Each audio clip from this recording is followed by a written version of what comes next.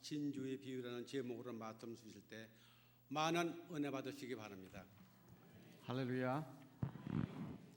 하나님 앞에 예물을 봉헌하러 올립니다. 제가 일일이 다 읽지 않고 하나님께서 다 기억하실 줄로 믿고 하나님 앞에 기도하겠습니다. 자비하시고 내가 풍성하신 아버지 하나님, 가뭄으로 땅이 메말라서 많은 이들이 고통받는 가운데 단비를 내려주셔서 한 달 내릴 비가 불과 사흘 만에 다 내리게 하신 것을 감사합니다. 저희들 심령에도 성령의 단비를 허락하셔서 지금 있는 이 시간, 이 장소가 너무나 의미 있고 가치 있는 시간 되게 하여 주옵소서. 하늘로부터 내리는 신령한 은혜를 공급받고 주님의 생명의 말씀을 밝히 깨달아 내가 예수 믿고 크리스찬 된 것이 이다지도 큰 영광이며 기쁨이며 정말 잘했다고 하는 생각을 몇백 번, 몇천 번이라도 할 수 있는 복된 시간 되게 하옵소서. 문제 없는 이가 아무도 없습니다. 다 우리의 삶이 고달프고 인간관계에 많은 어려움이 있고 경제적인 어려움이 있고 자녀들의 어려움이 있고 하나님께서는 우리의 속사정을 너무나 잘 아실 줄로 믿습니다. 그 모든 문제를 우리 스스로의 힘으로 해결하려고 할 때 우리는 지치고 낭망할 수밖에 없지만 주님께 내어 맡기고 주님께 지혜를 간구하면 정말 어느 사이에 우리 문제가 해결되고 고난과 시련의 강을 건너 평화의 땅에 도달하는 놀라운 역사가 일어나게 될 줄로 믿습니다. 이번 부흥성회가 우리 주님이 얼마나 나를 사랑하시는지 밝히 깨달아 그 주님의 은혜의 감격 속에 살 수 있게 도와주시고 주님의 마음을 조금이라도 본받아 위로 하나님을 사랑하고 아래로 이웃을 사랑하는 사랑의 이중 계명을 실천하며 사는 우리의 삶이 되게 하여 주옵소서.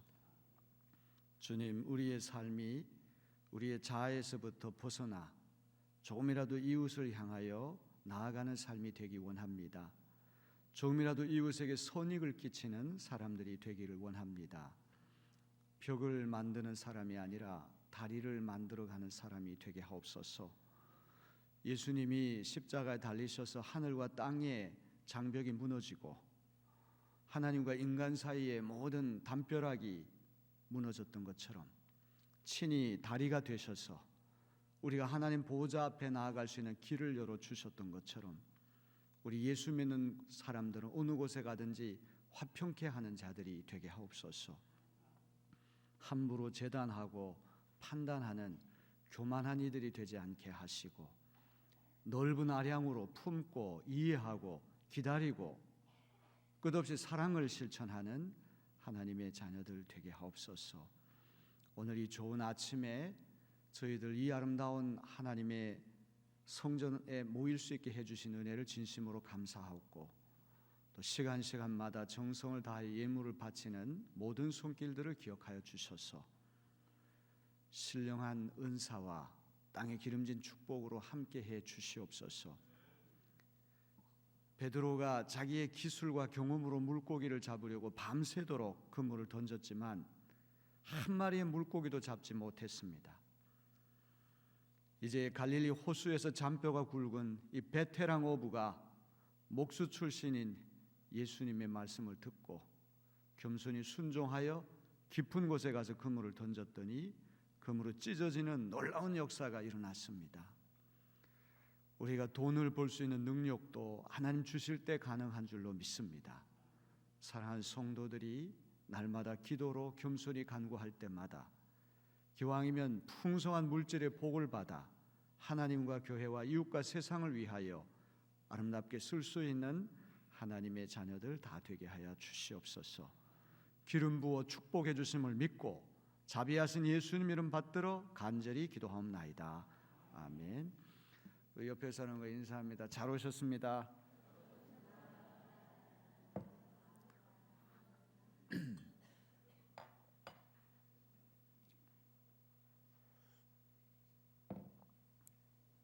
오늘 오전 집회 오신 모든 분들을 주님의 이름으로 환영합니다.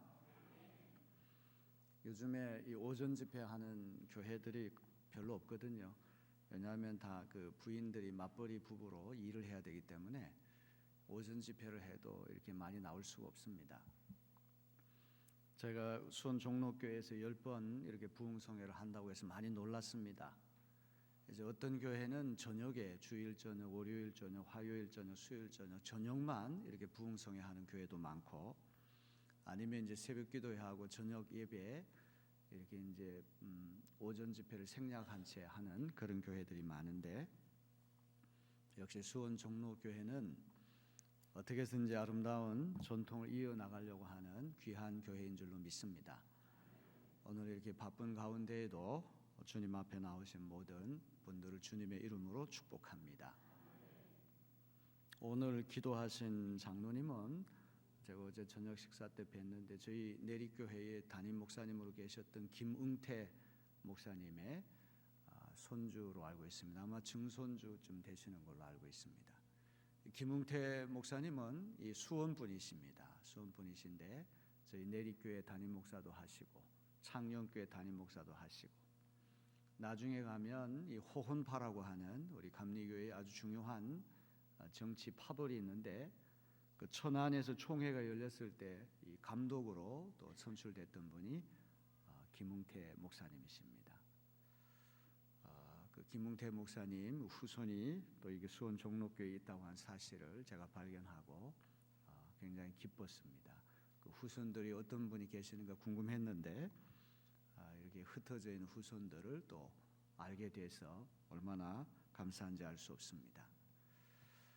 제가 언젠가 그 텔레비전을 봤더니만 정치인이 국사를 돌봐야 하는 시간에 국사를 돌보지 않고 카지노 도박장에 출입을 하면서 갬블링 도박을 하다가 발각이 됐습니다. 이분이 그 텔레비전 앞에서 국민 여러분, 부적절한 시간에 부적절한 장소에서 부적절한 행위를 해서 죄송합니다 이렇게 사과하는 이야기를 들으면서 불현듯 그렇구나, 적절한 시간에 적절한 장소에서 적절한 행위를 하는 것이 아름다운 것이구나, 축복이구나, 이 생각을 해봤습니다. 목사에게서 가장 아름다운 것은 강단에서 말씀을 선포할 때가 가장 아름다운 것이고, 학자에게서 가장 아름다운 것은 서재에 앉아서 책을 읽으면서 또 글을 쓰면서 연구할 때가 가장 아름다운 것입니다. 성도가 가장 아름다운 것은 언제겠습니까? 성도가 가장 아름다운 것은 여기 예배당에 여러분이 이렇게 오셔가지고 하나님 말씀을 듣는 이 순간이 가장 아름다운 시간임을 믿으시는 여러분 되길 바랍니다. 예배하는 시간에 등산을 가가지고 야호 하고 소리를 지른다든지, 개 모임에 가가지고 개돈 내놓으라고 한다든지, 요거 동창생들 모임에 가가지고 이런 얘기 저런 얘기 세상적인 얘기를 한다든지, 그런 것보다는 예배하는 시간에는 이 예배드리는 장소에 와 앉아 있는 것이 가장 귀하고 아름다운 일인 줄로 믿습니다. 저도 작년까지 이제 목회한 지 30년이 됐습니다. 30년 목회를 하면서 깨닫게 되는 것은, 어떤 이가 이 목사님 목회에 도움이 됩니까? 항상 제자리를 지켜주는 이가 제일 감사합니다. 예배할 때마다 빠지지 않고 이렇게 와서 앉아 있고, 또 교회에서 하려고 하는 일이 있을 때 적극적으로 두 팔을 걷어 붙이고 도와주려고 하는 이들, 그런 이들이 항상 고마운 이들입니다. 오늘 여기 오전 집회에 오신 여러분들은 꼭 그와 같은 분들이기 때문에 하나님께서 많은 은혜를 허락하시고 또 여러분들 더욱 존귀하게 들어서 주심을 믿으시는 여러분 되길 바랍니다. 어제 그 첫날 집회를 제가 했는데 수원 종로교회는 우리 내리교회하고 닮아도 너무 많이 닮았다. 역사도 길고 또 여러분들 모습도 이렇게 보니까 우리 교회하고 너무너무 닮았어요. 그래서 마치 저희 교회 와서 설교하는 듯한 그런 느낌을 갖게 됩니다. 역사가 깊은 교회는 남들이 갖지 못하는 역사와 전통을 가졌다고 하는 거, 이게 참 귀한 것이죠. 1000명, 10,000명이 모인다고 할지라도 아주 문화가 빈약한 교회들이 많습니다. 사람들만 많다고 그래가지고 그 교회가 주님 보시기에 아름다운 교회는 아니거든요. 뭔가 하나님께서 기뻐하시는 일을 하고 남이 갖지 못하는 아주 특별한 무엇이 있을 때 하나님께서 귀하게 써주심을 믿으시길 바랍니다. 수원 종록교회가 민족과 함께하는 교회였고 독립운동도 많이 하고 이 수원 지역에 정말 선각자적인 그런 역할을 한 귀한 교회인 것을 제가 알고 있습니다. 이 좋은 교회가 앞으로 더 잘 돼야 할 줄로 믿습니다. 그러기 위해서 제일 중요한 건 변화되는 것을 두려워하지 마시길 바랍니다. 역사가 깊은 교회에 한 가지 폐단이 있다고 하면 잘 변화가 되려고 그러질 않아요. 복도에 있는 사진 하나를 오른쪽에서 왼쪽으로 옮기는데 한 2년 정도 걸립니다. 주보 바꾸는데 한 3년 걸립니다.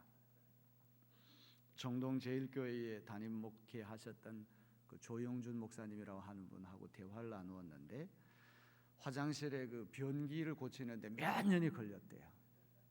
그래가지고 변기 고친 다음에 그 변기 앞에서 소변을 보면서 하나님 앞에 감사 기도를 드렸다는 거예요. 잘 변화되려고 하지 않는 것이 역사 깊은 교회, 전통 깊은 교회의 폐단이거든요. 지난 인류 역사에 있어서 수많은 종들이 출현했는데 멸종된 종들이 너무 많습니다. 특별히 덩치가 큰 종들이, 공룡과 같은 이런 종들이 빙하기가 찾아오니까 먹을 게 없어가지고 다 굶어 죽고 멸종되지 않았습니까? 수많은 종들이 출현했는데 아직까지 살아남은 종들의 특징은 뭐냐? 공통점은 뭐냐? 새로운 시대, 새로운 세계, 새로운 환경에 순응할 줄 아는 종들만 살아남았다는 거예요. 교회는 우리끼리 즐겁게 편하게 지내는 것이 아니라 교회는 세상을 위해 존재하는 공동체가 교회인 줄로 믿습니다. 여러분이 하루 종일 교회에 와서 지낸다고 해서 세상 사람들이 감동받습니까? 기도를 10시간 한다고 세상 사람들이 감동받습니까? 아닙니다. 세상에 나가서 예수 믿는 사람들 과연 다르다. 예수 믿는 사람들 진실하다. 예수 믿는 사람 친절하다. 예수 믿는 사람 성실하다. 예수 믿는 사람 유능하다. 어떤 곳에 갔는지 그 사람 때문에 그 기관이 복을 받고 다른 사람들이 복을 받고 번창한다. 여러분 만나가지고 손해보지 않은 사람 없다 이런 얘기를 듣는 게 좋겠습니까? 여러분 만나가지고 잘 되지 않은 사람이 없다 이 얘기를 듣는 게 좋겠습니까? 교회는 세상을 위해 존재하는 거예요. 요한복음 3장 16절에 하나님이 교회를 이처럼 사랑하사 독생자를 보내신 것이 아니라 세상을 이처럼 사랑하사 독생자를 보내주신 거예요. 그렇기 때문에 우리끼리 편하다고 그래서 우리끼리 잘 먹고 잘 지내자 이거는 교회가 해야 할 일이 아닙니다.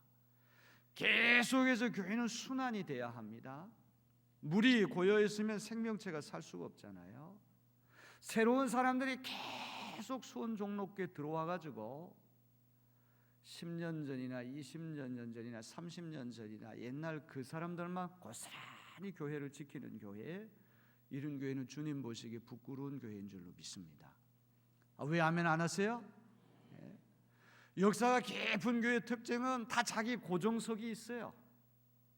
그러니까 누가 와가지고 자기 자리를 뺏으려면 엉덩이를 툭툭 쳐가지고 저리 가라고 쫓고 종록교회는 그런 교회가 아닌 교회가 되기를 바랍니다.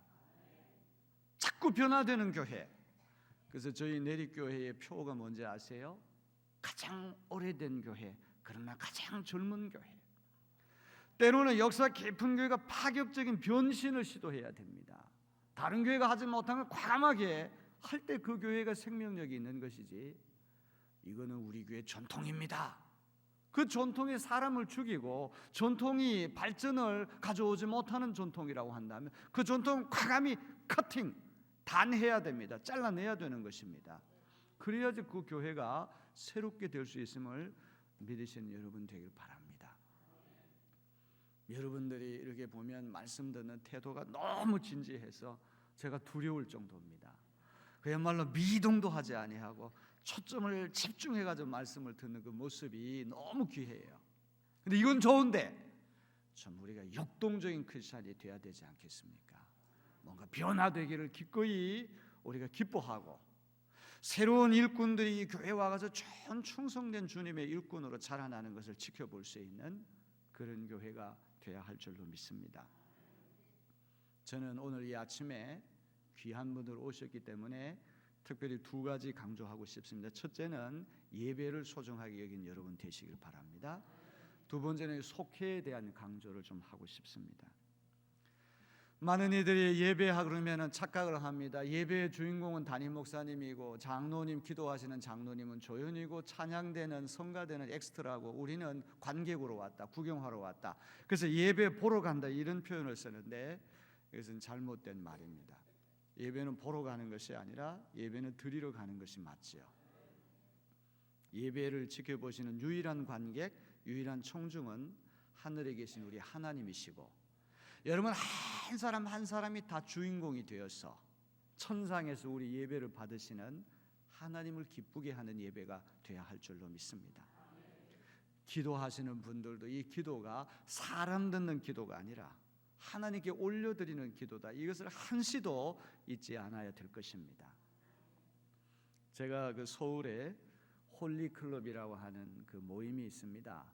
그 연세대학교 알렌관에서 이렇게 일주일에 한 번씩 모이는 그런 예배 성경 공부 모임이죠.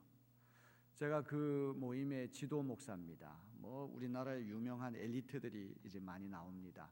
그 헌법재판관인 뭐 안창호 장로님, 뭐 박진 국회의원, 뭐 이런 분들, 뭐 대학교 총장 이런 분들이 이렇게 옵니다. 근데 이분들이 이제 돌아가면서 기도를 하는데 기도를 다 써가지고 와요. 근데 그 기도의 내용을 보면 완전 논문을 읽는 것 같아요. 마치 보고하는 것 같이. 지식이라고 하는 이루 말할 수가 없는데 한 가지 아쉬운 것은 기도는 사람이 듣는 기도가 아니라 유일한 관계, 유일한 총중 되시는 하나님이 듣는 기도가 되어야 합니다. 우리가 기도할 때도 주님 이 기도는 사람도 물론 듣지만 하나님 아버지 앞에 드리는 기도다. 이 사실을 잊지 않고 기도한다면 우리 기도 내용이 달라질 줄로 믿습니다. 여기 있는 목사도 우리 장로님들도 권사님들도 집사님들도 일반 평신도들도 찬양대원들도 다 유일한 관계이신 하나님을 기쁘게 하는 예배가 되어야 되겠다. 이런 믿음으로 예배를 드린다면 그 예배는 살아있는 예배가 되어야 할 줄로 믿습니다.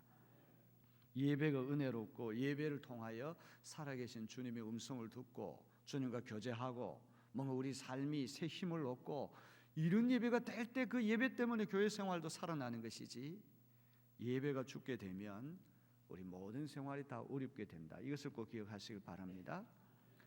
덴마크의 실존주의 철학자인 제렌 키엘케고르라고 하는 사람이 있습니다. 코펜하겐의 소크라테스라고 하는 별명을 가진 실존주의 철학의 아버지죠. 이분이 예배에는 두 가지 예배가 있다. 첫째는 관객 예배가 있고 두 번째는 배우 예배가 있다. 관객 예배는 말 그대로 예배 구경하기 위해서 오는 이들이죠.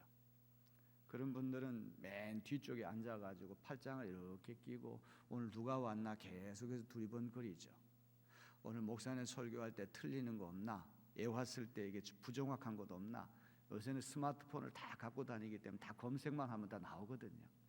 저도 가끔 가다가 어떤 교인이 문자 메시지를 보내요. 오늘 목사님 하셨던 어떤 거는 뭐 틀렸다, 잘못됐다 지적하는 문자 메시지를 받을 때가 있어요. 기분이 좀 안 좋죠. 예? 목사라고 해서 항상 100% 정확한 얘기면 어떻게 할 수 있겠습니까? 여러분 우리는 여기에 형사처럼 누구를 감시하고 뭐 문법이 틀렸는데 이걸 따지기 위해서 여기 오는 게 아니에요. 그런 자세로 말씀을 듣는다면 그 사람 절대 은혜 받지 못하고 절대 신앙이 자라날 수가 없어요. 그 모든 것을 내려놓고 유일한 관객, 유일한 청중이 되시는 하나님을 기쁘게 하는 그런 주인공 배우들이 다 돼야 할 줄로 믿습니다.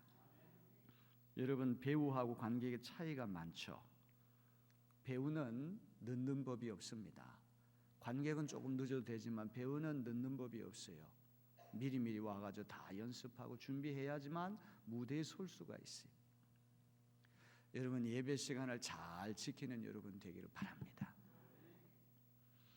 제가 이 교회 오기 전에 서울의 오류동 교회라고 하는 교회 가서 부흥회를 제가 했습니다. 한 2주 전에 부흥회를 했는데 그 교회는 저를 호텔에서부터 그 교회까지가 이렇게 차가 밀리면 한 15분, 20분 정도 걸리는 아주 먼 거리인데 내년에 은퇴하시는 장로님이 계속해서 저를 이렇게 태워서 교회까지, 식당까지 이렇게 모시고 다녔습니다. 우리 수원 종로교회는 우리 송 목사님, 우리 부목사님께서 아주 얼마나 철저하신 분인지 5분 전에, 10분 전에 미리 와서 다 기다리시고, 제가 그 내리교회 있을 때부터 이 모든 것들을 아주 얼마나 치밀하게 그렇게 하시는지 아주 듬직한 부목사님이 이 교회에 계십니다. 할렐루야. 근데 이 장로님도 내년에 은퇴하시는 장로님인데 꼭 5분 전에 와서 기다리시는 거예요. 그러고는 제가 나가면 차 바깥에서 기다리고는 마치 그 호텔 보이가 손님한테 인사하듯이 저한테 먼저 인사를 하고, 그래서 상당히 제가 참 존경하는 마음을 갖게 됐습니다. 예배에 자꾸 늦는 분은 그게 습관이 돼가지고 11시 예배를 12시에다가 옮기면 또 12시 5분, 12시 10분에 또 나타납니다. 늦는 것이 당연하다고 생각하는 것이죠. 여러분, 우리가 하나님 앞에 주인공으로 예배를 드린다고 한다면 예배 시간에 늦어서는 안 될 것입니다. 5분 전에 10분 전에 와서 먼저 하나님 앞에 기도하고 오늘 주시는 말씀이 저에게 주시는 생명의 말씀이 되게 해 주시옵소서. 한 번이라도 기도하면 그 말씀이 달라요. 한 번이라도 기도하고 말씀을 들으면 이상하게 그 말씀이 나에게 주시는 말씀으로 들려오게 되는 것입니다. 두 번째로, 배우는 중간에 기분 나쁘다고 그래서 못 갑니다.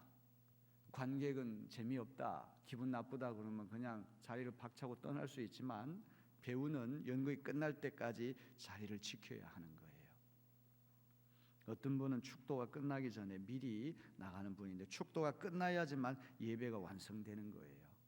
그래서 왜 나가냐고 그랬더니 차 빼러 나간다는 겁니다. 여러분, 축도 끝나고 나가면 차 못 뺍니까? 어차피 언젠가는 차 빼는데 그 순서대로 빼기만 하면 되거든요. 여러분들이 예배를 주인공으로 드린다고 한다면 절대로 중간에 자리를 자리를 떠나서는 안 될 것입니다. 축도가 끝나고 또 우리 찬양대의 마지막 후주까지 다 끝날 때까지 완전히 예배를 다 완료하고 평안한 발걸음의 교회를 떠나가는 여러분 되어야 할 것입니다. 세 번째로, 배우는 대사가 그것이 아닌 한 잡담을 하거나 졸아서는 안 되는 거예요. 잡담하는 그러한 대사가 있을 때는 잡담할 수 있겠죠. 또 꼬박꼬박 조는 그런 어떤 대사가 있을 때는 그렇게 할 수 있지만 배우는 정신을 똑바로 차리고 해야 되는 것입니다.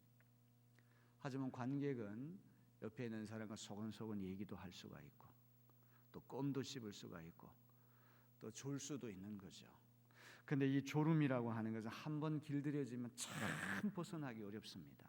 대단히 어렵습니다. 그렇기 때문에 바늘을 갖고 다니면서 졸음이 올 때마다 막 찔러야 됩니다.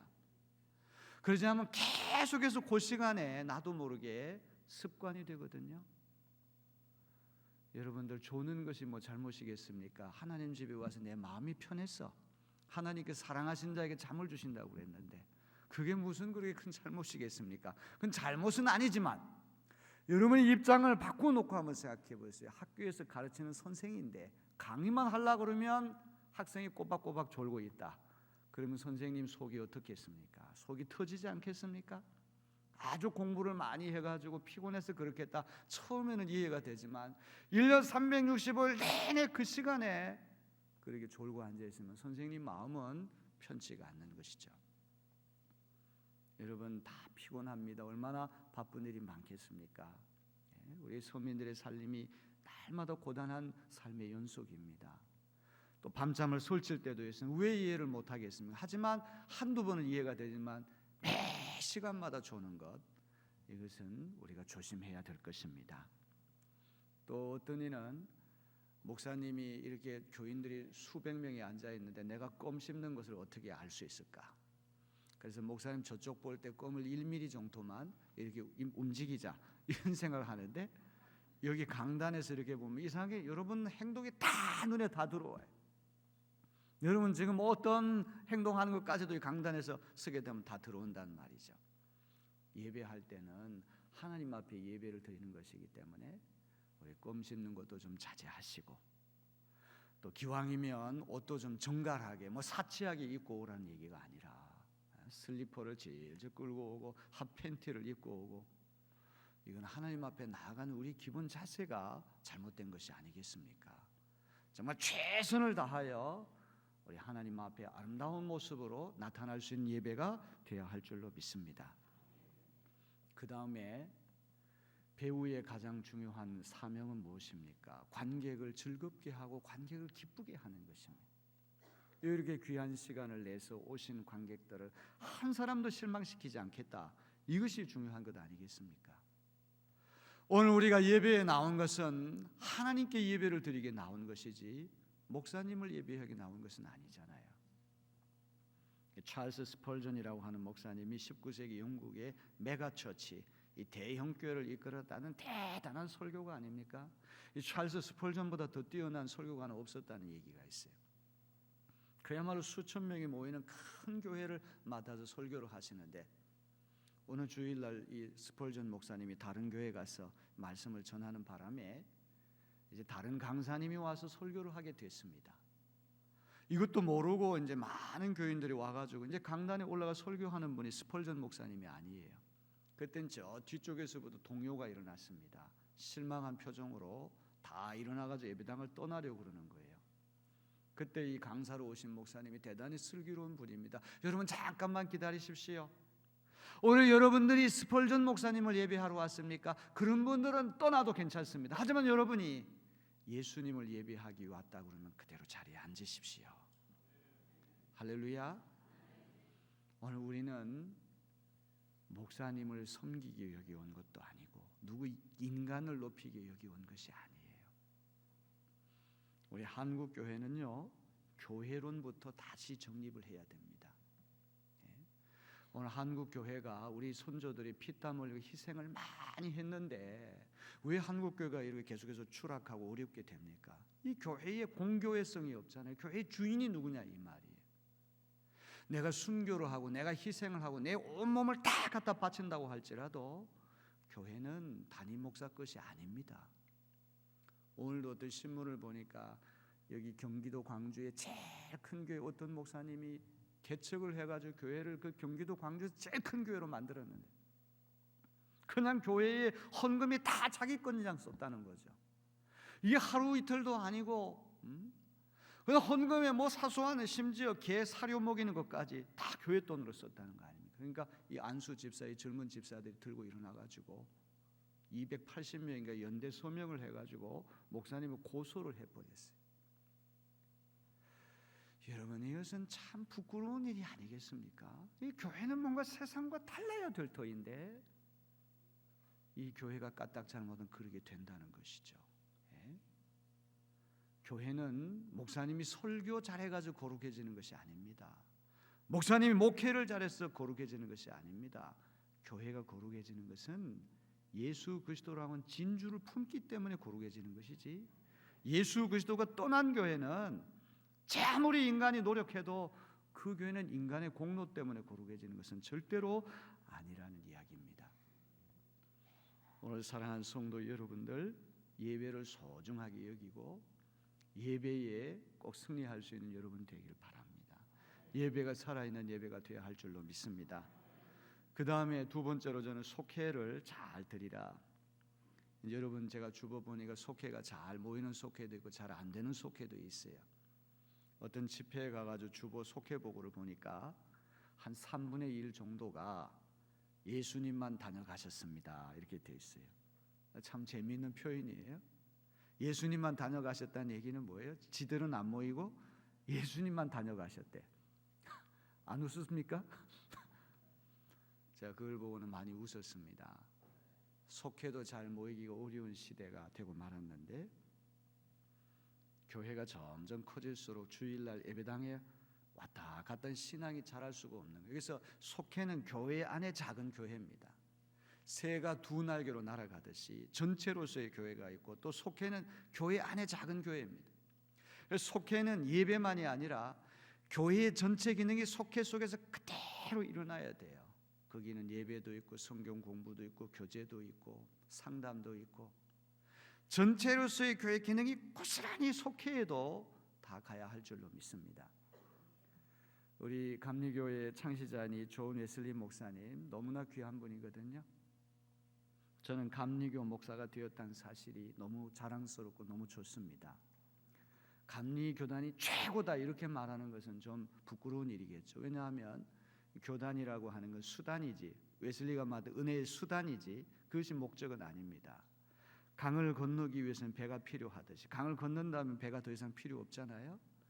어차피 우리가 신앙생활 할 때 어떤 수단을 택해가지고 신앙생활 할 수밖에 없어요. 이 감리교회든 장로교회든 하나님이 세워주신 교회는 다 거룩하고 아름다운 교회지만 우리는 감리교회라고 하는 이 교단 수단을 통해서 신앙생활을 하는 것입니다.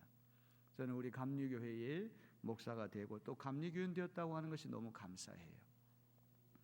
이 존 웨슬리 목사님은 아버지가 사무엘 웨슬리고 어머니가 수산나 웨슬리입니다. 20년 동안에 이 부부가 아이를 19명을 낳았어요. 놀라지도 않네요. 20년 동안에 19명 연중 무휴로 계속 아이를 낳았다는 얘기 아닙니까? 존 웨슬리가 15번째입니다. 그 당시에는 영아 사망률이 높아가지고 9명이 일찍 죽고 이제 10명만 살아남았는데 그 10명 중에 7번째가 존 웨슬리.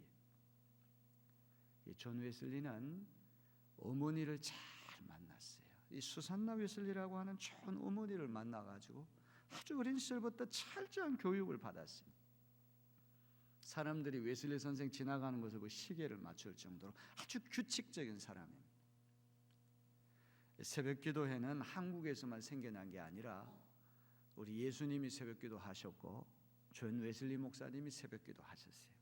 새벽 4시 딱 일어나서 5시가 되면 새벽기도를 돌아가시기 전까지도 계속 새벽기도 했다는 기록이 나오거든요. 어떤 영국의 지역에서 날씨 춥다고 새벽기도를 중단하니까 웨슬리가 편지를 보내가지고 날씨 춥다고 새벽기도를 이렇게 중단했는데 내가 세상을 떠나면 어떻게 할 것인가? 새벽기도 중단해봐라. 우리 감리교회는 이름뿐인 형식만 남고 생명력을 잃어버리게 될 것이다. 그 웨슬리 말이 정확하게 들어맞지 않았습니까? 지금 영국 감리교회가 계속 쇠퇴하고 있는 이유가 다 어디 있겠습니까? 이 웨슬리 선생은 이렇게 철저하게 규칙적으로 성실하고 부지런하고 복음 전하고 어떻게 하면 이 사회를 좀 더 하나님 나라처럼 만들 수 있을까? 이것이 그분의 관심이었거든요. 그래서 이 웨슬리 선생이 제일 중요한 것은 훈련시키는 거. 디시플린이라고 해요. 디시플린. 그 미국 연합감리교회 교리 장정을 뭐 The Book of Discipline, 훈련 지침서 이렇게 해놨어요. 우리처럼 장정이라고 하죠. 훈련 지침서.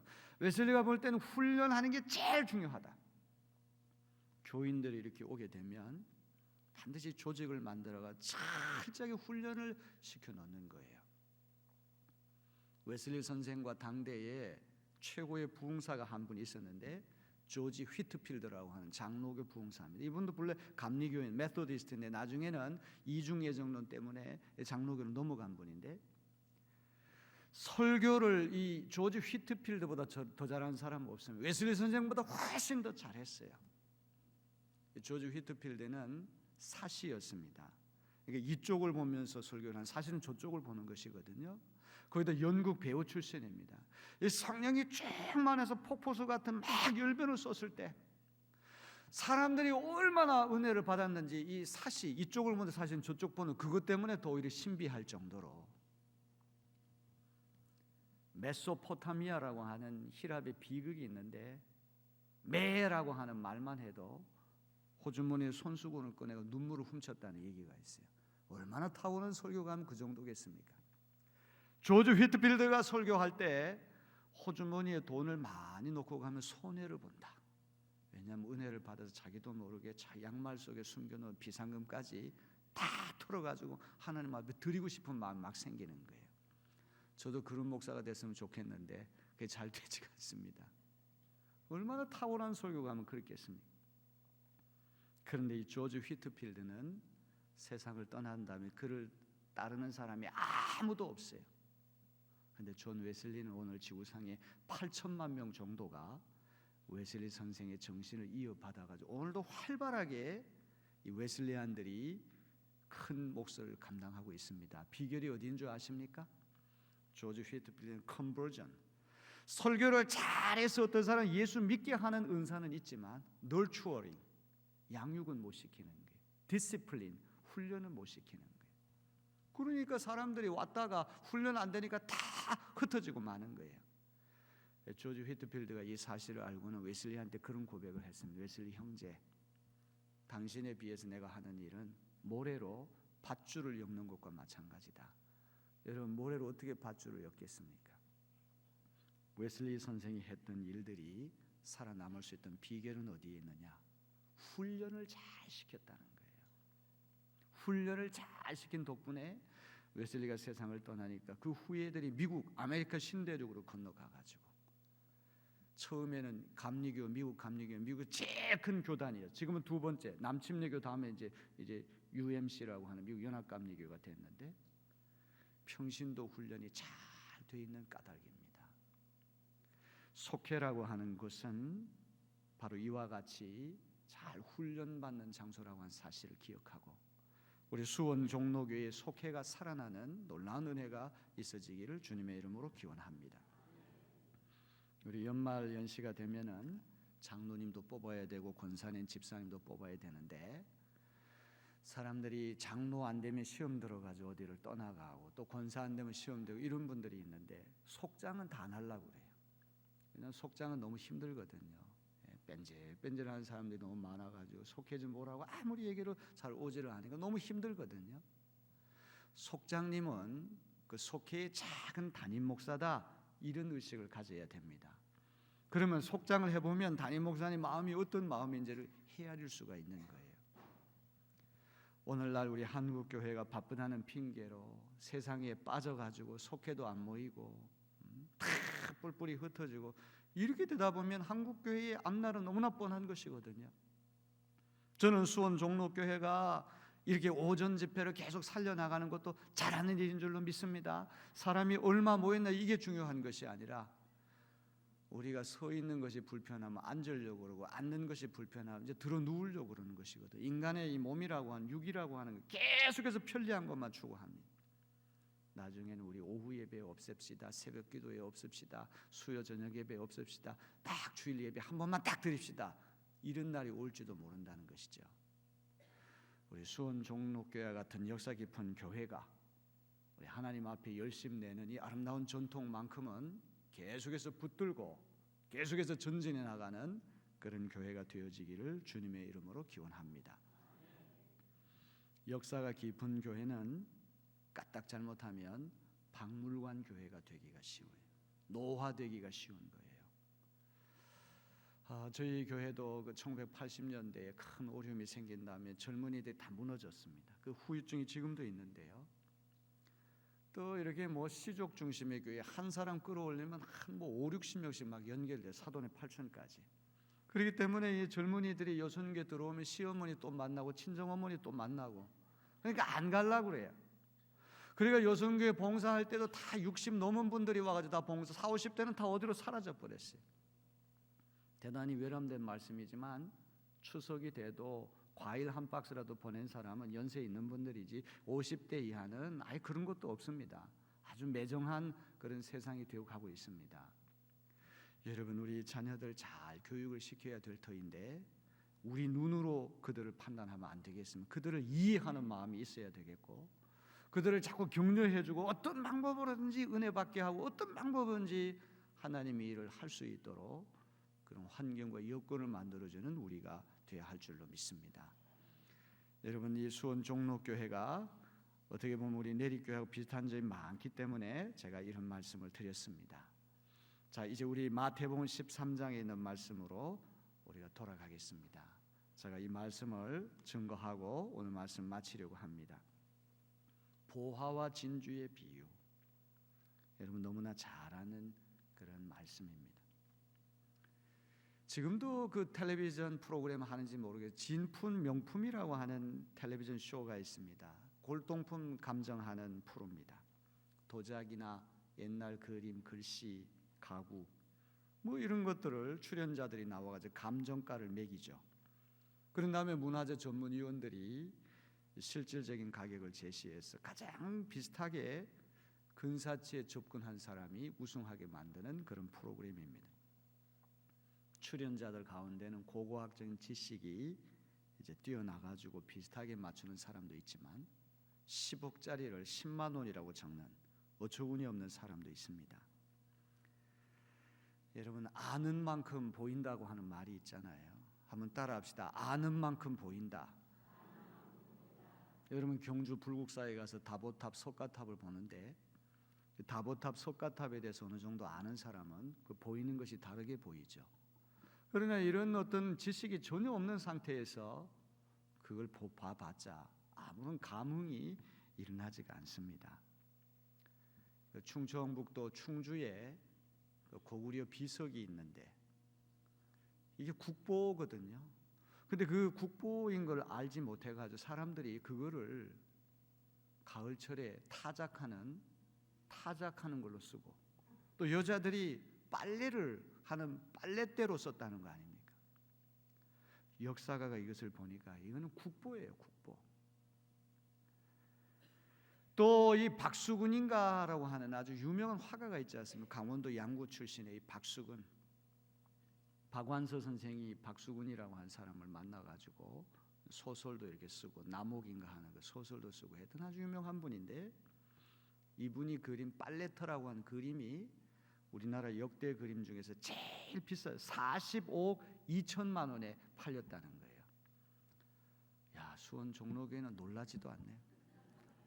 다 산전, 수전, 공중전, 생화학전, 게릴라전 모든 걸 다 거쳐가지고 여기까지 왔기 때문에 뭐 일조라고 얘기해도 안 놀랄 것 같아요.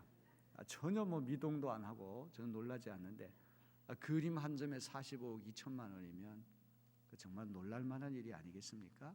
그림을 모르는 사람은 저건 뭐 그냥 정밀화도 아니고 뭐 추상화 비슷하게 여자들 안악내들이 앉아가지고 빨래하는 그림인데 저건 한 돈 10만 원 되나?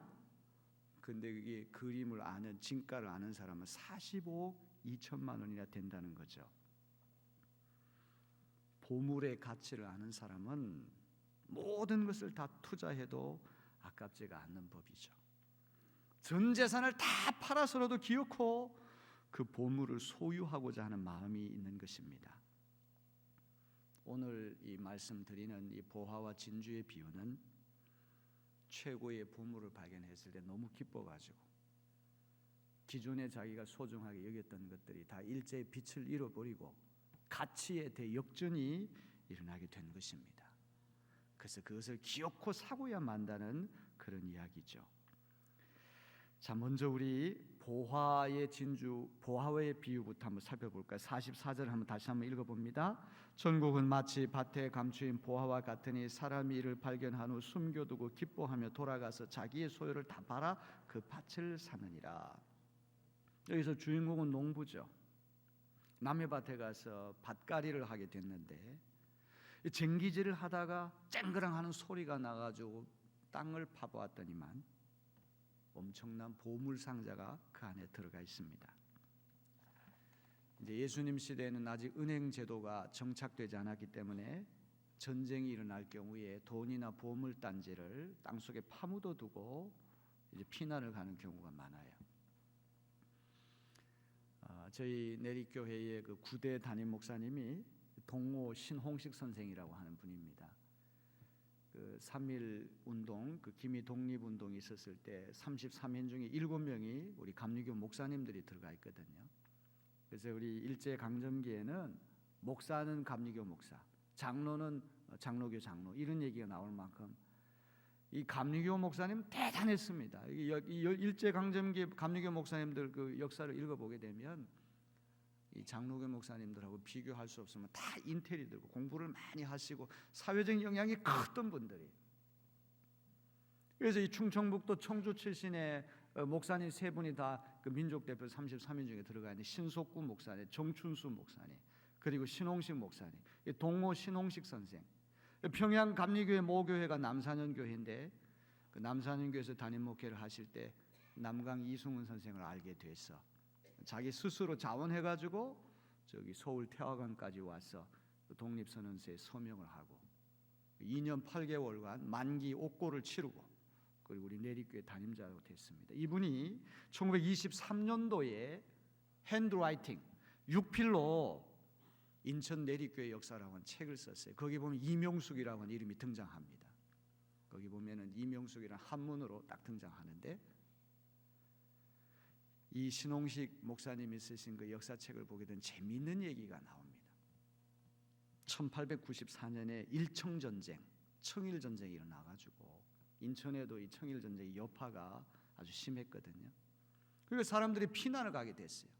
문권이라죠. 문서로 된 아주 뭐 족보라든지 또 뭐 부동산 이 등기 등본이라든지 또 아주 귀중한 살림 이런 것들을 피난해 가져갈 수가 없으니까 이걸 어떻게 할까 고민하다가 우리 내리교회에다가 맡겼어요.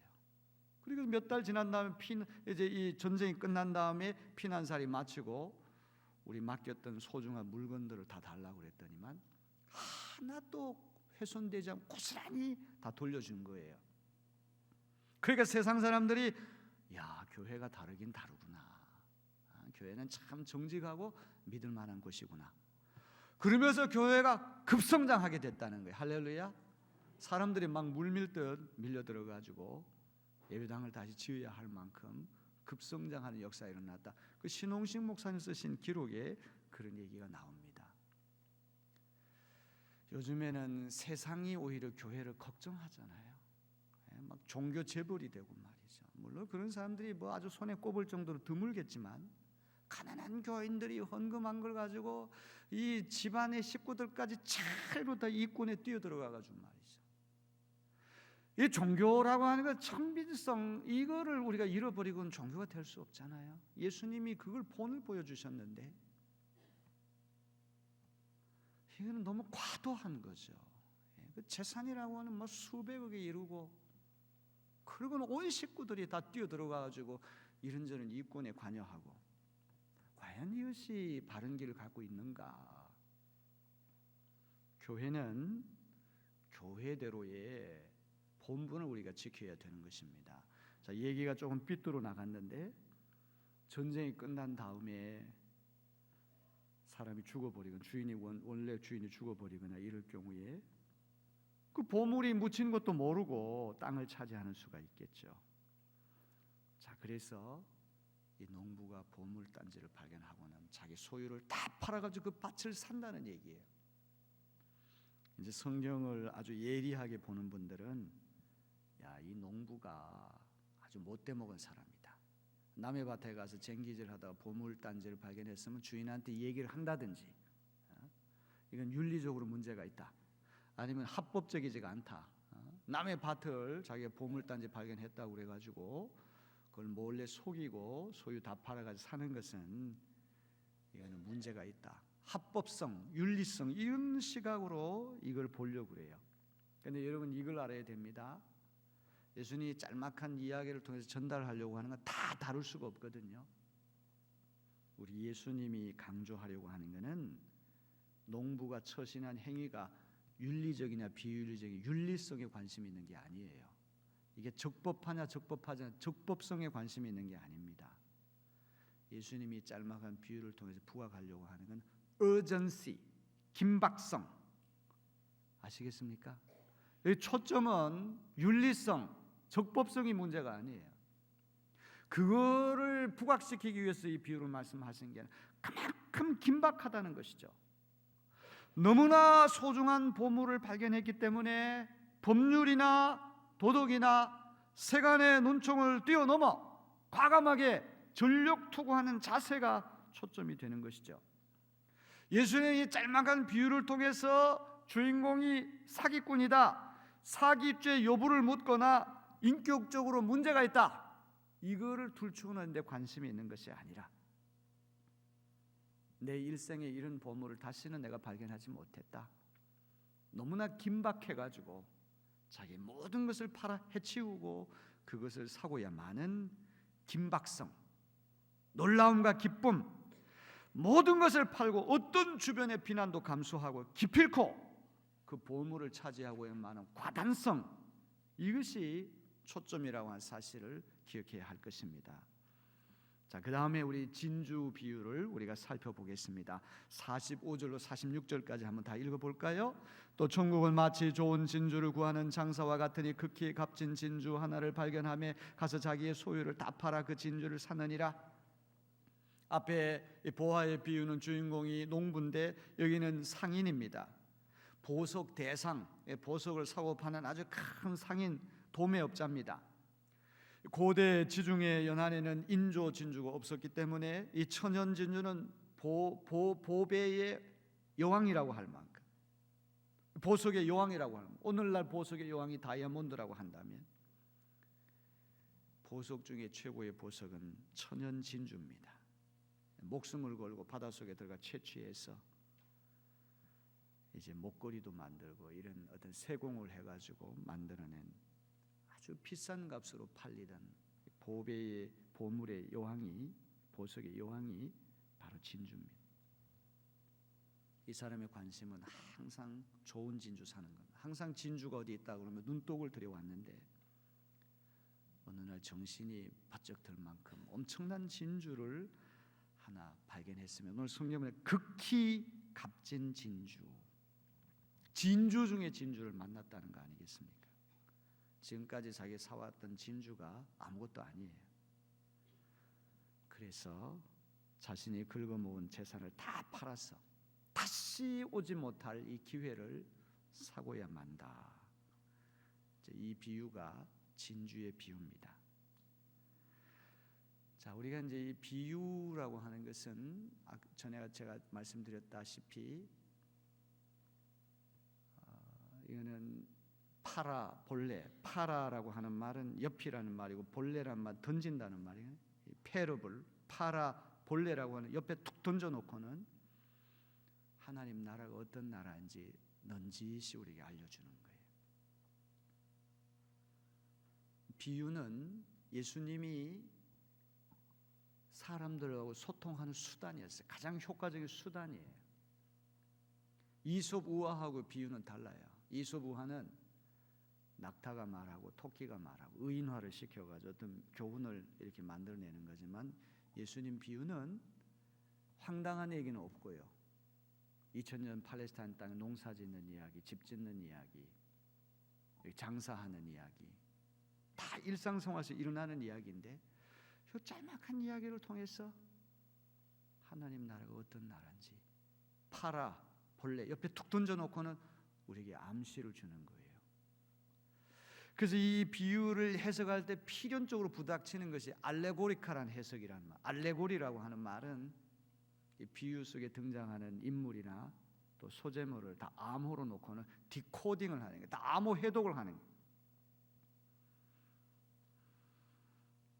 여기서 보화와 진주가 누구냐? 예수 그리스도다. 뭐 이렇게 해석할 수 있겠죠. 농부나 상인은 하나님으로. 뭐 이렇게 여러 가지 방법으로 해석하는 걸 알레고리칼 해석이라고 하는데 두말할 필요도 없이 보화와 진주라고 하는 복음이고 농부나 상인은 우리를 얘기하겠죠. 우리가 소중하게 여겼던 것들이 예수님 만나는 그 순간에 다 빛을 잃고 가치가 다 뒤집어 엎혀지는 거죠. 그래서 그 예수 그리스도를 위해서 나의 전 삶을 투신하고 바친다, 이런 이야기가 아니겠습니까? 자, 이거는 통상적인 해석인데 오늘 저는 이 아침에 이렇게 해석을 한번 해보고 싶어요. 농부나 상인은 하나님이시고 보화나 진주는 우리다. 한번 발상을 전환해서 그렇게 한번 생각을 해봅시다. 전 재산은 예수 그리스도다. 하나님께서 우리 한 사람 한 사람이 천하와도 바꿀 수 있는 보화와 진주같이 여기셨어서 하나님의 전 재산인 예수 그리스도를 십자가에 팔아 넘겨서 우리를 사주셨다. 아멘. 이렇게 해석하는 것이 더 아름다운 해석이 아닐까 싶습니다. 보화와 진주의 비유는 모두 하늘나라에 대한 비유거든요. 이제 하늘나라, 하나님의 나라, 천국 다 똑같은 건데요. 우리가 잘 생각을 해야 됩니다. 이 하나님의 나라, 천국은 영토적인 개념이 아니에요. 공간적인 개념이 아니에요. 장소적인 개념이 아니에요. 우리가 착각을 합니다. 천국은 우리가 죽어서 우주의 어떤 모퉁이에 하나님이 굉장히 아름답게 만드는 어떤 장소에 우리가 들려 올라간다. 성경에서 얘기하는 하나님 나라는 그런 나라가 아니라 하나님의 나라는 항상 하나님의 주권과 연결되어 있어요. 하나님이 주인이 되시고 하나님이 왕이 되셔서 하나님의 뜻이 이루어지고 하나님이 통치하는 것은 어디든지 하나님의 나라가 되는 줄로 믿습니다. 2000년 전에 예수님이 이 땅에 오심을 통하여 이미 하나님 나라가 시작되었어요. 하지만 완전한 하나님의 나라는 아직까지 이루어지지 않았습니다. 그래서 우리는 between times, 시간들 사이에 끼어 사는 존재예요. 농사로 얘기한다면 파종기와 추수기 사이에 끼어 사는 between times, 시간들 속에 끼어 사는 존재가 우리 예수 믿는 사람이란 말이에요. have already, 하나님의 나라는 이미 예수님 오심을 통해 시작되었지만 not yet, 아직도 완전히 실현되지 않는 이 역설과 긴장 속에 끼어 사는 존재가 우리 예수 믿는 사람들인 줄로 믿습니다. 오늘도 여러분들이 마음속에 예수님 모시고 살고 주님이 여러분 마음의 주인이 되시고 왕이 되셔서 주님의 뜻이 여러분 마음속에 이루어진다면 여러분 마음 안에 하나님 나라가 이루어진 줄로 믿습니다. 시작된 줄로 믿습니다. 여러분 가정이, 여러분 교회가, 여러분 직장이, 이 나라가 하나님 나라가 이미 시작된 줄로 믿으시는 여러분 되길 바랍니다. 두말할 필요도 없이 예수님이 가장 원했던 나라, 원했던 핵심 메시지는 하나님의 나라에 있거든요. 하나님 나라를 선포하기에 이 땅에 오셨는데 하나님의 나라는 어떤 나라입니까? 정의로운 나라. 아멘. 정의로운 나라가 되어야 합니다. 이 정치 생태계라고 하는 게 중요하잖아요. 생태계가 파괴가 되면은 뭐 황소 개구리가 나타나 가지고 막 다른 생물들을 막 잡아먹고 이 생태계가 파괴되면 고스란히 우리 인간에게까지 피해가 오지 않습니까? 이 지구 온난화 현상 때문에 이제 우리나라 삼한사원 이런 거 다 사라지고 저 제주도에서만 재배가 됐던 이 감귤 같은 것이 점점 북상해가지고 이 경상도 지역에도 감귤이 이제 이렇게 만들 수 있고 또 저기 북극 같은 데는 이 얼음이 다 녹아가지고 해수면이 점점 높아진다는 거 아닙니까? 이렇게 되면 이제 일본 같은 나라는 물론 시간이 많이 걸리겠지만 결국 다 물속에 잠기게 될 것이다 이런 얘기까지 나오지 않습니까? 이 생태계라고 하는 게 참 무서운 것인데요. 정직하고 바른 의식을 가진 사람들이 교단의 지도자가 돼야 됩니다. 아멘. 그런 이들이 정말 코 흘리게 어린아이들까지 존경하고 이런 이들이 교단 지도자가 돼야 되는데 이게 생태계가 파괴가 됐다는 거죠. 막 돈을 쓰고 말이죠. 마음을 도적질하기 위해 가지고 뭐 밥을 사 먹이고 뭐 우리 중부연에는 뭐 이런 것들 수십 년 동안 관행처럼 돼버렸다 이 말이. 그러다 보니까 그런 쪽에 능한 이들, 그런 이들이 교단의 지도자가 되니까 교단이 어렵게 되는 거죠. 몇 년 동안 우리 얼마나 고생을 많이 했습니까? 정치 생태계도 마찬가지예요. 정말로 국리 민복을 생각하고 나라를 생각하고 어떤 선거철만 되면 인기를 얻기 위해 가지고 이렇게 민심을 도적질한 사람이 아니라 바른 양심을 가지고 정치를 하는 그런 이들이 나라를 이끌어가야 되지 않겠습니까? 이게 파괴가 돼버리면 지금 당장은 좋을지 모르지만 평화라고 하는 건 정의의 기반 위에 설 때 진정한 평화가 되는 것이죠. 정의의 기반에 서지 않으면 그 평화는 거짓 평화가 언젠가는 붕괴되고 마는 것입니다. 이순신 장군이 임진왜란 때 1592년도에 임진왜란이 일어났을 때 이순신 장군이 없었다면 우리나라가 망했을 뻔했잖아요. 그때까지만 해도 그래도 정치 생태계가 아직 살아 있었다는 것이죠. 이순신 장군이 모함을 당해서 감옥에 갇히면 서예 유성룡 선생 이런 분들이 상소를 올려가지고 구해내고 그래도 나라를 아끼는 충신들이 아주 살아 있어가지고 이순신 장군을 옆에서 적극 비호를 해줬다는 거예요. 이순신 장군이 수십 차례 전쟁을 했는데요, 한 번도 패전을 안 했다는 거 아닙니까? 어떤 사람은 이순신 장군이 전략이 뛰어나고 용맹무쌍하고 그것 때문에 그렇게 됐다. 아닙니다. 이순신 장군은 전쟁이라고 하는 놀이하는 게 아니다. 게임하는 게 아니고 목숨 걸고 나가는 거기 때문에 다 따져봐가지고 이길 수 있는 전쟁만 골라서 했다는 거예요. 아멘. 이게 참 중요한 포인트거든요. 원균이라고 하는 분은 막 무턱대고 이기는 짓인지 따져보지도 않고 그냥 용기 하나만 가지고 달려들다가는 망했잖아요. 근데 이순신 장군은 우리 부하들 절대 한 사람도 죽이면 안 된다. 다 따져보고 이길 수 있는 전쟁만 골라서 했다는 거예요. 그래서 다 이겼다는 거 아닙니까? 전쟁은 이 게임하는 게 아닙니다. 놀이하는 게 아닙니다. 우리나라든 어떤 나라든지 정의로운 나라가 돼야 돼요. 아멘. 정의라고 하는 건 참 중요한 것입니다. 또 정의만 가지고는 안 돼요. 사랑이 있어야 되는 거예요. 제가 이제 오늘 저녁 예배 때 이 설교를 할 거예요. 사랑과 정의는 같이 가야 되는데 정의보다 더 귀한 게 사랑인 줄로 믿습니다. 정의만 가지고 한다면 이 세상은 하나님 나라 될 수 없습니다. 사랑이 같이 가야 되는 것이죠. 평화로운 곳이 돼야 됩니다.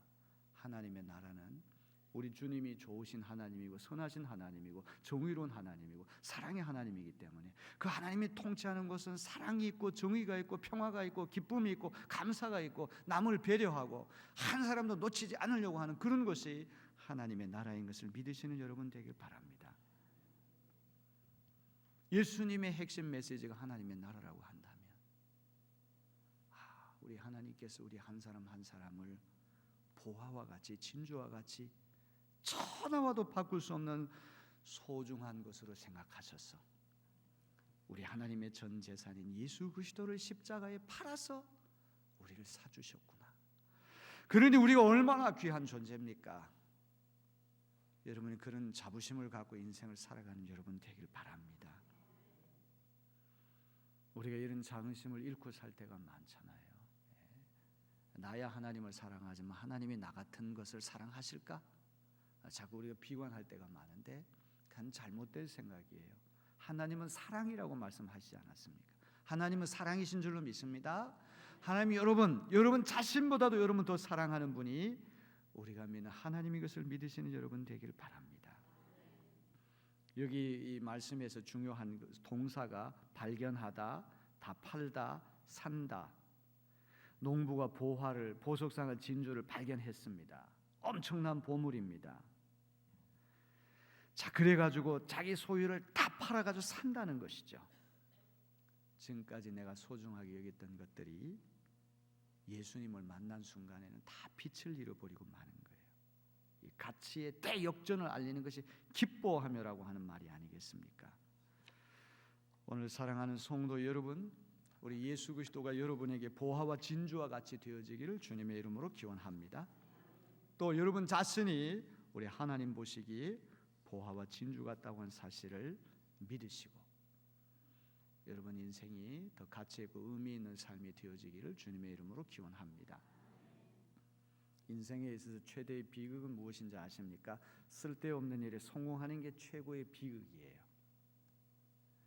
속도 참 중요하잖아요. 다른 사람보다 빨리 지식을 알고 정보를 습득하고 또 신속하게 하는 것, 이 산업화 시대에 너무나 중요한 것이지만 속도보다 더 중요한 것은 방향인 줄로 믿습니다.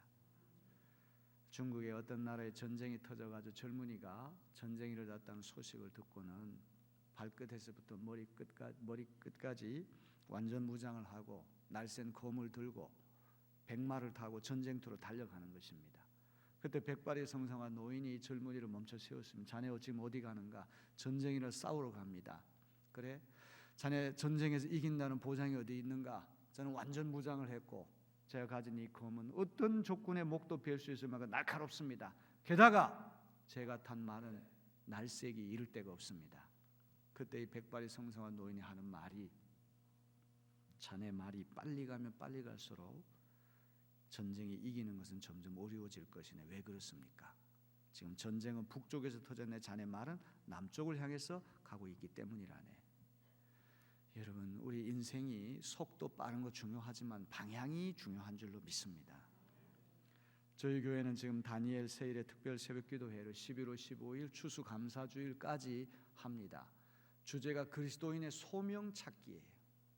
하나님께서 아브라함을 불러주셨고 이삭을 불러주셨고 야곱을 불러주셨고 요셉을 불러주셨고 모세를 80년 동안 훈련시켜서 모세를 부르셔서 나이 80세에 이스라엘 백성들을 430년 동안 노예 생활을 했던 이집트로부터 건져내는 소명을 주시지 않았습니까?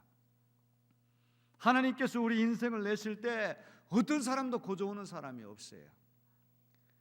어떤 사람은 나는 부모님이 실수해서 이 땅에 태어났어.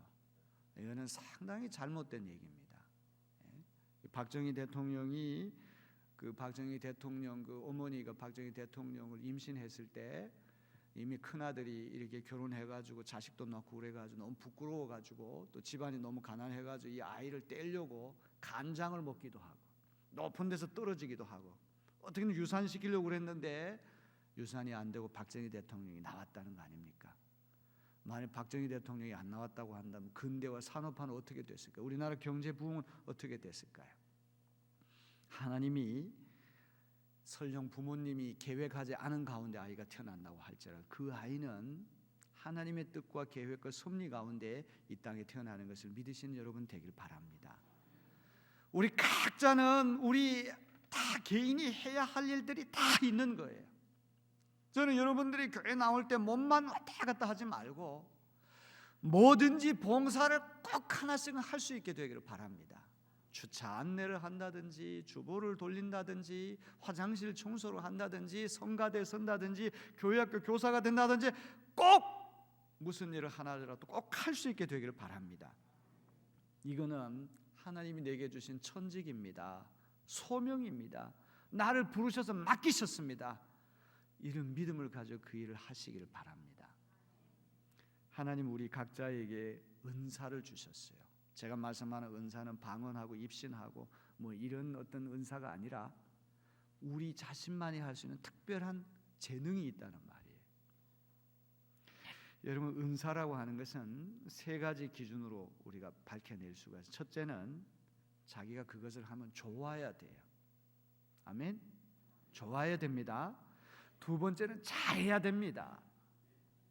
노래하는 게 너무 좋고 즐겁습니다. 근데 잘하지는 못해요. 그럼 노래하는 게 그 사람의 은사입니까? 은사가 아니란 말이에요. 내가 그 일을 하면 아주 기분도 좋고 즐겁고 그러면서 잘할 수 있어야 돼요. 그다음 세 번째가 중요한데 내가 그것을 해서 다른 사람도 즐거워하고 선익을 끼쳐야 돼요. 저는 뭐 노래방에 거의 갈 기회가 없는데 만약 노래방에 가가지고 노래를 하는데 자기가 노래하는 걸 너무 좋아해요. 근데 잘하지는 못해요. 그래서 그 사람이 노래를 하면 다 귀를 틀어막고 빨리 끝나기를 바라는데 끝난 다음에 또 다른 노래를 막 하려고 그래요. 그럼 그 노래하는 그 사람은 은사입니까? 은사가 아니란 말이죠. 첫째는 내가 하는 것이 즐거워야 되고 두 번째는 잘할 수 있어야 되고 세 번째가 그걸 해가지고 다른 사람이 유익을 주고 다른 사람이 즐거워하는 것이 돼야 합니다. 저는 참 재주가 없어요. 재주가 없는데 저는 어렸을 때부터 책 읽고 공부하는 것이 좋았어요. 저희 큰 형님이 저보다 나이가 21살이 많으세요. 그 형님이 일찍 장가를 가가지고 형수님이 아이를 5을 낳았는데 제일 큰 조카가 저보다 1살 차이예요. 그래가지고 형제처럼 같이 자랐습니다. 엄청나게 많이 싸웠습니다. 조카가 왜 조카인가 했더니 발족자의 아래 하자야. 발 아래 조카. 뭐 옷을 내가 조금만 뭐 다른 거 입으면 삼촌 옷이 좋다 그러고 말이죠. 그리고 제가 엄청 얻어맞았어요 걔한테. 그러면 우리 아버지는 또 저를 꾸짖고 조카하고 싸운다고. 또 형수는 또 자기 아들 편만 들고 말이죠. 그다음에 우리 누나가 저보다 나이가 18살 많아요. 근데 누나도 일찍 시집을 가서 첫 딸을 낳았는데 그 조카가 저보다 2살 어려요. 근데 하필이면 100m 앞에 있는 광산김씨 집안으로 시집을 갔어요. 근데 우리 그 매형 집에는 책들이 많이 굴러다녔어요. 세계 문학 전집, 동화책 이런 만화책 이런 것들이 많이 굴러다녔어요. 저는 7남매 중에서 이제 막내입니다. 근데 우리 둘째 형님이 중학교 입학시험 치르고는 갑자기 세상을 떠났어요. 바람 같은 바람병이 와가지고 갑자기 쓰러져 돌아가시고 말았는데, 그래서 위에 큰 형님이 있고 쭈루 딸 넷에다가 이제 아들을 낳았단 말이죠. 그리고 또 우리 큰 형님이 위에 큰 아들 낳고 밑에 또 조카 딸을 또 넷을 낳아가지고 우리 집에는 여자들이 많았어요. 그래가지고 이 어렸을 때부터 상당히 내성적이었어요. 전 부끄러움 많이 타가지고 이렇게 강대상 앞에 서고 제가 이렇게 말을 하는 그런 직업을 갖게 될 줄은 꿈에도 생각 못했어요. 내성적이었기 때문에 농사짓는 집안의 자식으로 태어났지만 우리 어머니가 저를 얼마나 끔찍하게 아끼는지 한 번도 어머니한테 싫은 소리를 들은 적이 없어요. 한 번도 매를 맞은 적이 없어요. 농번기에 그 농사철 바쁠 때 일 도와주려 그러면 힘들다고 들어가서 책 읽으라고. 그래가지고 제 손을 보면 완전히 여자 손 같습니다. 참 부끄러운 얘기인데. 그래서 이 책 읽는 것이 어렸을 때부터 좋았어요. 그러다 보니까 점점 저도 이 기질이라고 하는 문과 쪽으로 가고 1990년도에 이제 유학을 가가지고 제가 8년 동안 공부를 하고 PhD 논문 쓰는데 3년 걸렸습니다. 이 학교가 이 남부의 아주 보수적인 학교예요. 100년 역사 동안에 신학으로 제가 3번째 박사학위를 받았어요. 어떤 학교는 뭐 100명, 200명 박사학위 한국 사람 받는데 그 학교는 제가 3번째예요. 그렇게 어렵게 공부를 했습니다. 그래서 우리 집사람이 늘 저한테 뭐라고 그러면 책 좀 그만 읽어라. 집구석에서 책만 읽는 목사는 절대 교회를 부흥시킬 수가 없다. 그 사실은 틀린 말이 아닙니다. 이 공부라고 하는 건 자꾸 비판적인 반성을 하기 때문에 이게 뭔가 획가닥 미쳐야 되거든요. 막 뭐 정신 나가게 그렇게 해야 되는데 이게 항상 냉철한 이성을 가지고 하다 보니까 이게 잘 안 될 때가 많아요. 그런데 다행히 우리 내리교회가 좋은 교회라서 다행히 좋은 교회라서 제가 잘 버티고 있습니다. 잘 버티고 있는데 저는 책을 읽고 몰랐던 사실을 깨우칠 때 너무 기쁘고 진리를 발견할 때 그 기쁨, 특별히 성경 말씀 읽다가 야 이렇게 신비하고 오묘한 말씀이 여기 들어가 있나, 그 어떤 진리를 발견할 때 유레카, 그 기쁨이라고 하면 너무 큽니다. 글 쓰는 것, 강의하는 것, 이게 저에게는 은사라고 저는 생각이 됩니다. 그런데 이제 내리교회가 정치 1번지가 되다 보니까 뭐 인천 기독교 총연 앞에 5만 단체가 다 달라붙어가지고 이런 감투 써라 저런 감투 써라. 제 옷에 잘 맞지가 않아요. 처음에는 열심히 불려다니다가 나중에는 이런데 얼쩡거리다가는 이게 내 은사가 아닌데 이게 어색해지겠다. 다 끊어버렸습니다. 그러다 보니까 좀 이제 왕따를 당할 수도 있겠죠. 좀 고립당할 수 있는데 어떻게 합니까? 할 수 없죠. 자기 은사대로 살아야 될 거 아닙니까? 사랑하는 성도 여러분, 하나님께서 천하와 비길 데 없이 여러분을 아주 특별한 존재로 만들어 주셨음을 믿으시길 바랍니다. 요즘 서울에 가서 젊은 사람들 얼굴, 여자들 얼굴이 다 비슷비슷해요. 요즘에 천국에 가면은 옛날엔 바로 들어가는데 시간이 많이 걸린대요. 왜냐하면 이 베드로가 천국 문지기가 원본하고 이 변화된 모습을 다 일일이 확인하는데 이 시간이 많이 걸린다는 거 아닙니까? 그런데 사실 생각해보면 하나님이 나를 이렇게 개성 있게 키 큰 사람 있고 작은 사람 있고 말이죠. 사투리도 이게 참 인간미가 있는 것 아닙니까? 다 표준만 말씀하면 재미가 없잖아요. 생김새도 다 다르고 성격도 다 다르고 외향적인 사람, 내향적인 사람, 다양한 사람들이 함께 섞여 사는 게 아름다운 거 아니겠습니까? 저는 이제 북한이 싫은 게 획일주의 사회, 전체주의 사회, 개성을 말살하고 김일성, 김정일, 김정일 3대 세습을 해가지고 완전 신격화시키고 그런 거는 전 받아들이기 어렵다 이 말이죠. 하나님께서 나를 나되게 하셨다고 하는 것, 내가 잘할 수 있는 일이 뭘까? 어떤 젊은 친구가 일자리도 못 구하고 맨날 들어 누워가지고 뒹굴뒹굴 거리는 거예요. 엄마가 억장이 무너지는 거예요. 아유, 저런 놈이 저거 직장을 구할 수 있겠는가? 참 아주 큰 혹을 하나 붙이고 산다. 그런데 이 아이가 어느 날 직장을 구한다고 돌아다니면 잡을 구했다네, 직장을 구했다는 거예요. 그래서 어머니가 깜짝 놀랐어요. 저렇게 빈둥빈둥 맨날 누워있기 좋아하는 놈이 어떤 잡을 구했을까? 그게 무슨 잡이냐 그랬더니 침대 파는 가게에 취직을 했는데 손님들이 이렇게 와가지고 침대 어떠냐고 이렇게 보면 지가 맨날 그 침대 위에 들어 누워가지고 이게 너무 편하고 좋다고 말이지. 다 누워가지고 큰 대자로 지내는 것이 그 사람의 일상 생활이었기 때문에 그거 하나는 잘한다는 거 아닙니까? 그래가지고 그 누워있는 모습이 너무 편안해가지고 침대가 잘 팔리는 거예요. 저런 침대는 내가 사가지고 집에 가면은 잘 될 수 있겠다. 군뱅이도 기는 재주가 있다고 그랬는데 하나님이 우리 각자 한 사람 한 사람이 잘하는 재주를 다 주셨어요. 어떤 사람이 그 외판원 세일즈맨으로 취직을 했는데 이 사람 지독하게 말을 더듬는 사람이에요. 그런데다 이 사람 성경책을 이렇게 파는 그 세일즈맨인데 어느 날 몇 달 지난 다음 이 세일즈맨 실적을 조사해 보니까 제일 못 팔 것 같은 이 말 더듬는 사람이 성경책을 제일 많이 팔았어요. 그래서 비결이 뭐냐고 그랬더니 그냥 뭐 짧은 말도 한데 더듬더듬 거리지 않습니까? 어느 집에 초인종을 눌러 주인이 나오면 성경책을 하나 사라고. 아니 안 산다고. 그러지 말고 제가 집에 들어가서 아주 은혜로운 말씀 하나를 읽어드리겠다고 하도 통사자가 들어오라고. 시편 1편 말씀을 읽는데 다른 사람 1분 걸리는데 이 사람은 10분이 걸리니까 더듬더듬 하고 읽는 거야. 그러니까 이 사람 빨리 쫓아내버려야 되니까 얼마냐고. 그래가지고 그 사람 제일 많이 팔았다는 얘기 아닙니까? 사람이 살아가는 것은 참 신비해요. 뭐 모든 게 다 갖추어졌다고 해가지고 그 사람 잘 되는 것도 아니고요. 인생이라고 하는 건 우리 이성으로 이해할 수 없는 일들이 너무 많거든요.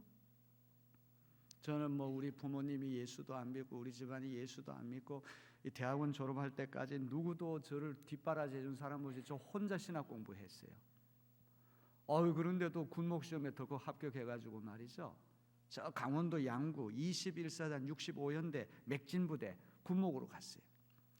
그런데 우리 동기생 4명이 다 성결교 목사, 장로교 합동측, 고신측 목사, 저 감리교 목사, 이게 4교파가 다른 목사가 다 21사단의 백두산 부대에 배치가 됐는데 제일 괜찮은 데가 63연대, 그 다음에 빤치 벌리는 해안 66연대, 그리고 포병연대인데 이 65연대는 방산이라고 하는 양구에서부터 한 40-50분 동안 그 또 버스 타고 가야 되는 곳에 제가 떨어졌어요. 다른 세 친구는 다 저기 그 장교 아파트 다 줬는데 저는 아파트도 못 받고 말이죠. 그 저 하사관들 관사에 제가 살았는데 1985년 12월 25일 날 성탄절 날 첫 딸이 태어났어요. 제천 충청북도 제천이 제 처가댁이라서 처가댁에 가서 이제 있는데 그 첫 딸이 너무 보고 싶잖아요. 휴가를 내 가지고 이제 가게 됐는데 그날따라 폭설이 내렸어요. 눈이 얼마나 왔는지 차가 다 끊어졌어요. 근데 그 아이가 첫 딸이 얼마나 보고 싶었던지 제가 걸어가지고 방산에서부터 그 양구까지 걸어서 양구에서 버스 타고 제천까지 갔던 기억이 납니다.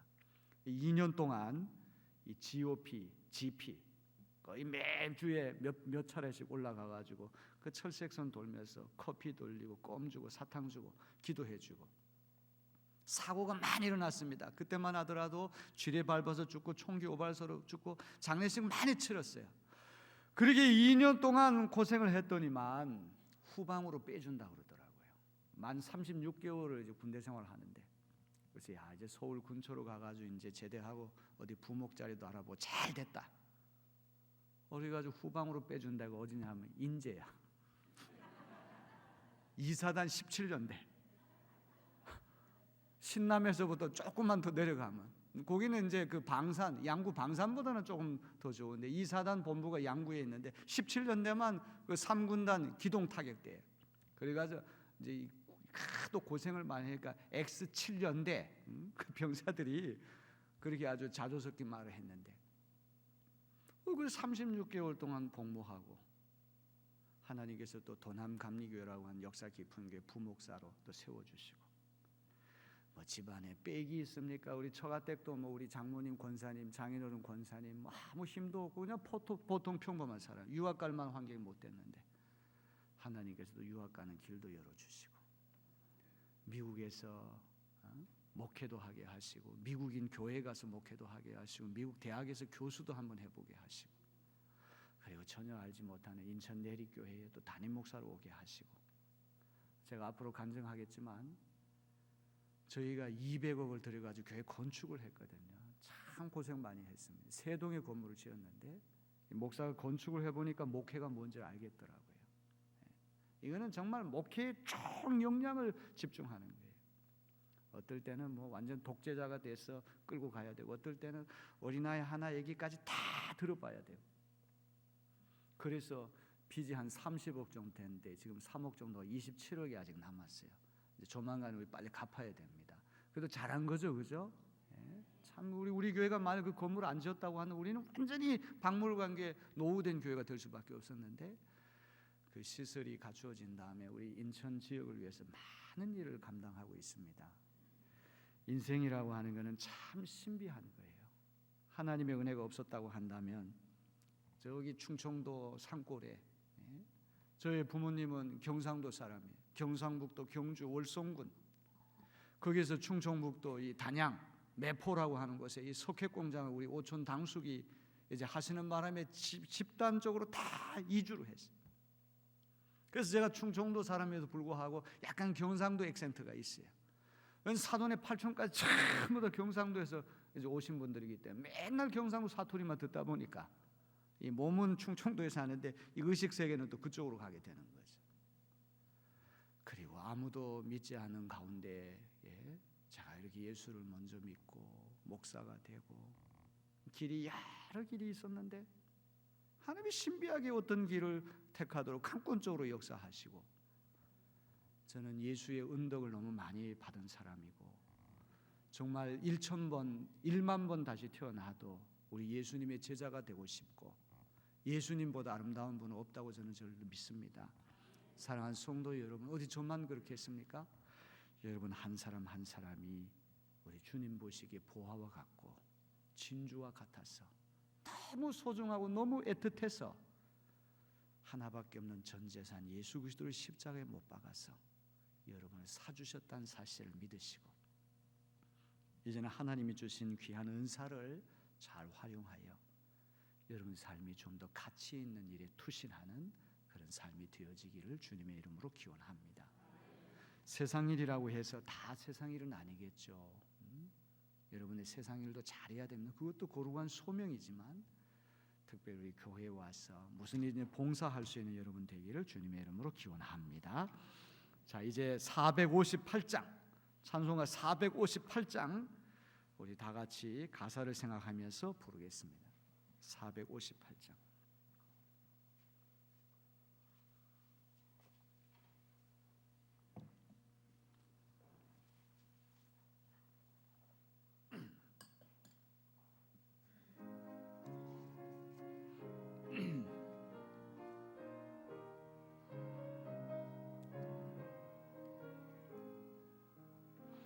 너희 마음에 슬픔이 가득할 때 주가 위로해 주시리라. 아침 해같이 빛나는 마음으로 너 십자가 지고 가라. 참 기쁜 마음으로, 참 기쁜 마음으로 십자가 지고 가라. 내가 기쁘게 십자가 지고 가면 슬픈 마음에 외로밤네. 때를 따라서 주시는 은혜로서 가라 심령의 힘을 얻고, 주가 언약한 말씀을 기억하고 너 십자가 지고 가라. 참 기쁜 마음으로 십자가 지고 가라. 내가 기쁘게 십자가 지고 가면 슬픈 마음에 외로밤네. 내가 맡은 일 성실히 행할 때 주님 앞에서 상 받으리. 주가 베푸신 은혜를 감사하며 너 십자가 지고 가라. 참 기쁜 마음으로, 참 기쁜 마음으로 십자가 지고 가라. 내가 기쁘게 십자가 지고 가면 슬픈 마음에 외로밤네. 2절 다시 한번. 은혜로서 가라 심령의 힘을 얻고 주가 언약한 말씀을 기억하고 너 십자가 지고 가라. 참 기쁜 마음으로, 참 기쁜 마음으로 십자가 지고 가라. 내가 기쁘게 십자가 지고 가면 슬픈 마음에 외로밤네. 아멘. 이번 우리 송회를 통해서 하나님이 나를 얼마나 사랑하시고 우리가 얼마나 크신 하나님의 은총 안에 거하는가 밝히 깨닫고 또 믿어지는 시간이 되어지길 바랍니다. 여러분 한 사람 한 사람 너무나 소중한 사람들이에요. 헬무트 틸리케라고 하는 독일의 유명한 신학자가 있습니다. 나치 정권에 많은 사람들이 부역을 했습니다. 마틴 하이데거 같은 사람 세계적인 실존주의 철학자인데 그 나치 정권에 부역해서 지금도 두고두고 논란거리가 되지 않습니까? 헬무트 틸리케는 아주 의협심이 남달라서 그 반대하다가 해직이 돼서 저쪽 독일의 산골짜기 가서 한 20-30명 모이는 교회에 목회도 했습니다. 그러다 나중에 2차 세계대전 끝난 다음에 함부르크 대학교, 튜빙겐 대학교의 총장까지 지냈던 아주 탁월한 신학자입니다. 그분이 쓴 자서전에 보면 이런 아주 감동적인 얘기가 나옵니다. 초등학교를 다닐 때 한스라고 하는 친구가 있는데 이 친구는 영재입니다. 평소에 공부를 잘 안 하는 것처럼 보이지만 시험만 봤다면 계속 1등 하는 친구예요. 그런데가 집안이 좋았어요. 아버지가 교육감입니다.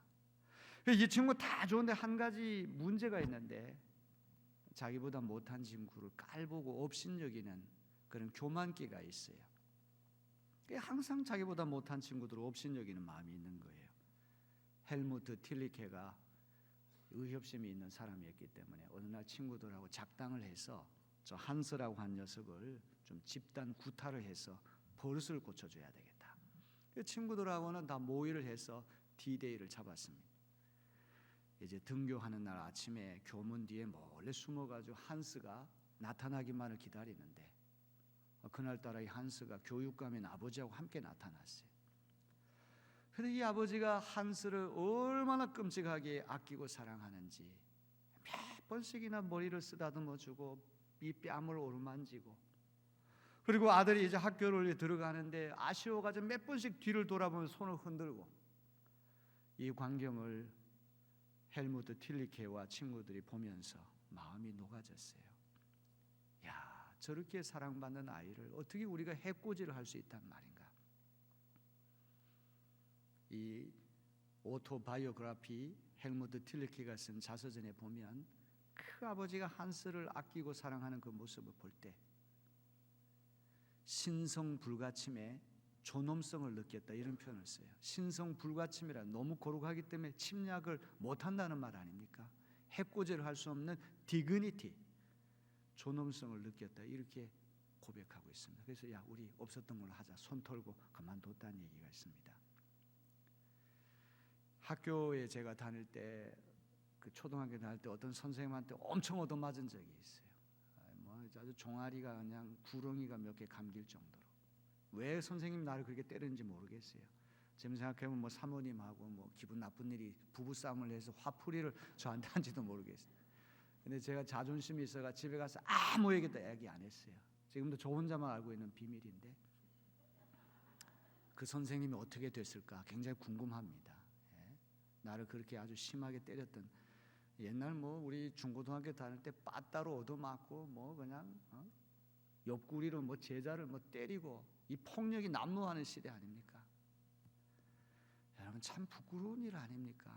예? 그 전부 다 교복 입으니까 다 똑같이 보이지만 그 한 사람 한 사람 부모에게는 너무 귀한 아들 아니에요?